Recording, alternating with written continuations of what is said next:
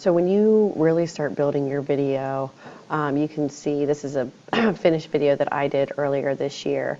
You can see just how many tracks you use and how many clips that you can have in there at the same time. So this one, I just want to show you a couple of little things that I learned that took me forever to figure out, but now that I figured them out, I use it all the time. So when you have multiple tracks here, you can resize them so that you can see everything. I typically keep mine on the smallest level here. I think by default when you start out, they'll be like on medium size or the middle size.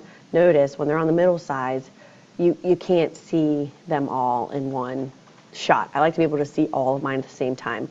So typically, I will keep mine on the smallest size so that I can see as many as possible in one screen. The other thing that I recently learned that I have found to be very helpful, so let's say you're working on this part of your video. See all these clips that are on top of each other? Well, sometimes I want to like modify like a clip that's under another one, and it makes it a pain when this clip is getting in the way. So what you can do if that's the case, you can hide a track.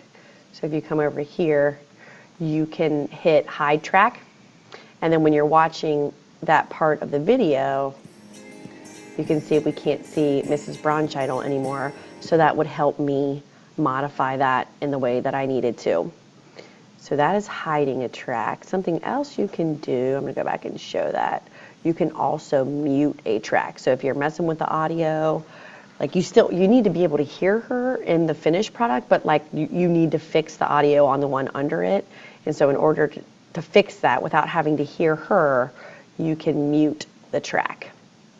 And when you do that, you'll still be able to see her, should be, but you just can't hear her now, so that you're able to fix what you need to fix. And then you just need to make sure that you go back and unmute her when you're done.